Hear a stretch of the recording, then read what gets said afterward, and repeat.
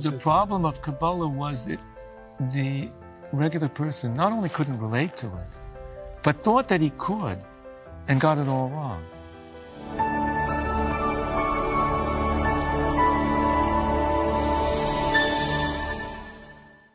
We need some way to relate to that which is beyond us. We're talking about an infinite God. That's what he's called in the Kabbalah. We don't call him God, we call him the Ein Sof, the endless, that which is endless. We talk about endless light, infinite light.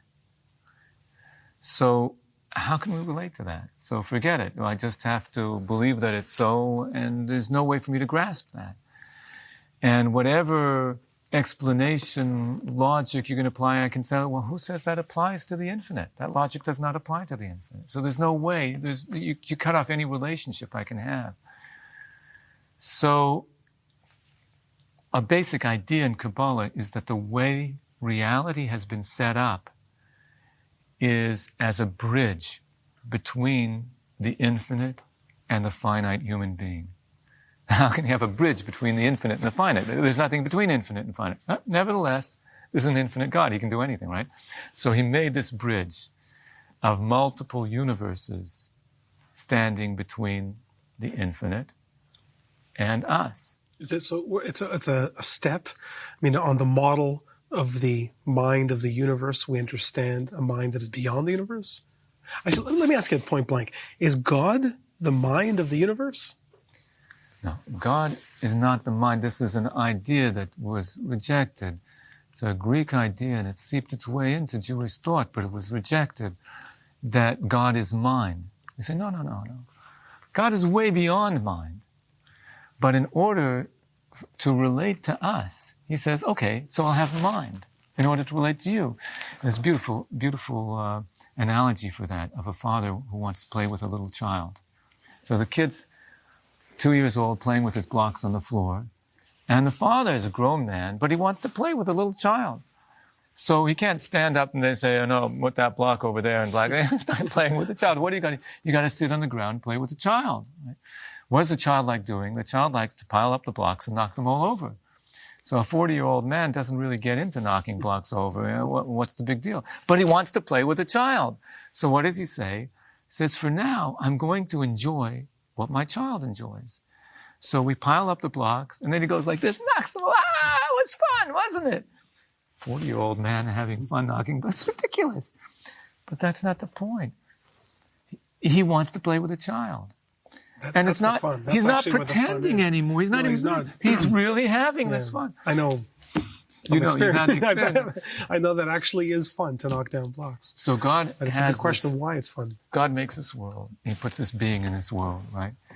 And he says, okay, that's neat. So I got this world, this fantasy of mine that I'm, created, but I want to relate to it, I got this little being over there. I want to have a conversation. I want to talk with this being, relate. How can this finite being relate to I'm infinite? There's nothing in between us.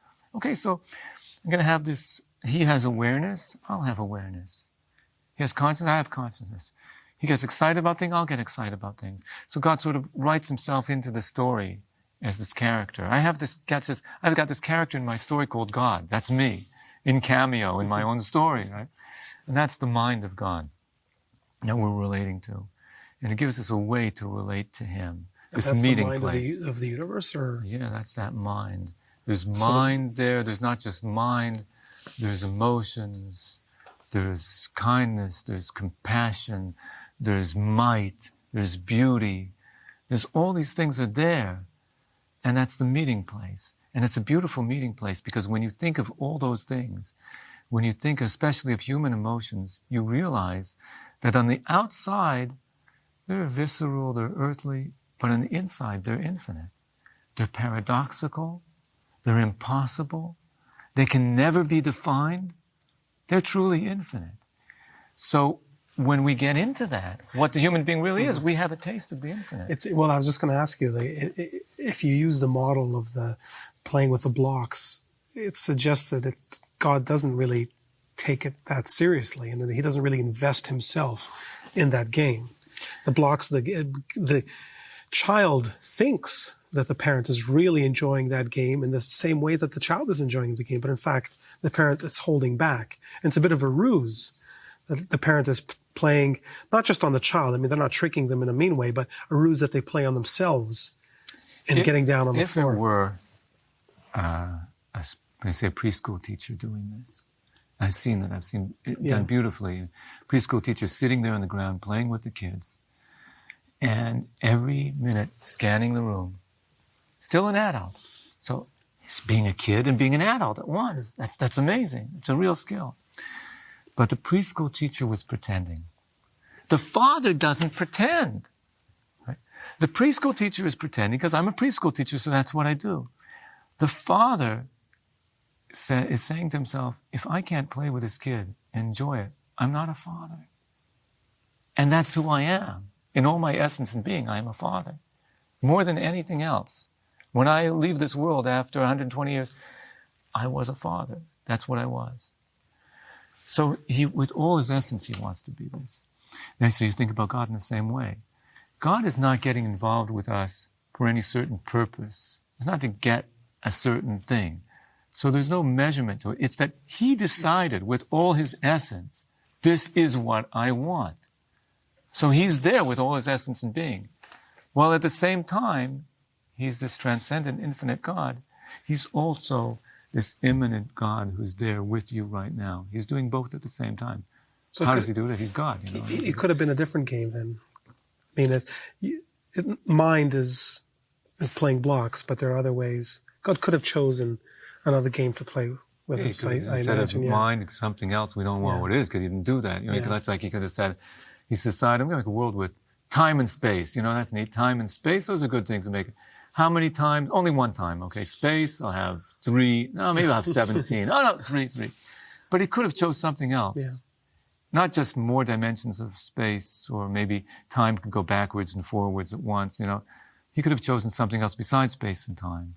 There's a third thing, by the way. The Sefer Yetzirah says there's time, space, and consciousness.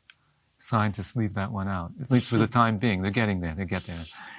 But he could have chosen a fourth thing or something else, or maybe just space and consciousness without time. He chose it this way, and he chose to play the game this way.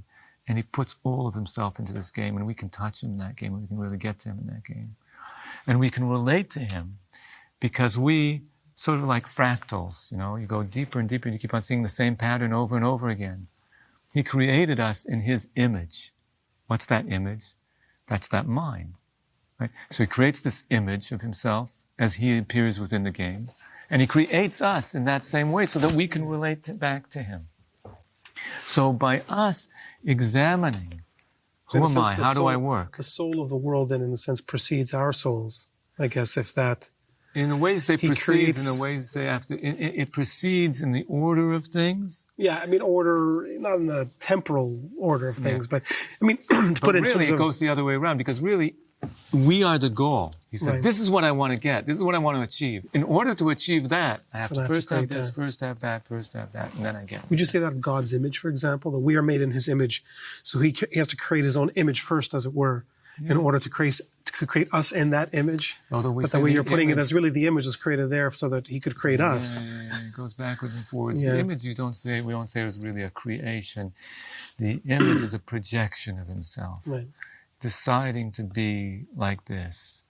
It's a modality of his, put it that way, and we can get into that modality.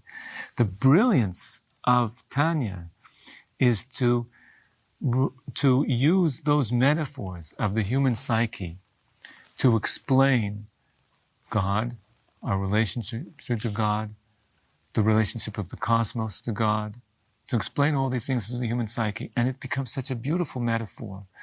Because otherwise, without that, you have no way, no grasp. What are you going to do? And that was really the failure, if I can say that, but it was the failure of Kabbalah until the Sefer Tanya. Failure or... Of Tanya. I mean, was it really needed until that point? The problem of Kabbalah was that the regular person not only couldn't relate to it, but thought that he could and got it all wrong. Kabbalah talks about. Most people even think about consciousness and the mind. No, but it wasn't using those words. That was the problem. Kabbalah spoke in terms of there are these 10 spheres, right? There's these different worlds. There's different angels with these different names. And the average person think about, they're up there in the sky. There's these 10 balls up there, and there's angels fluttering around. There's different worlds. What does that mean? Every time I talk about different worlds, people think, like, you mean like Mars? No. So people thought they understood and were getting it all wrong. And that's why Kabbalah had to be kept secret.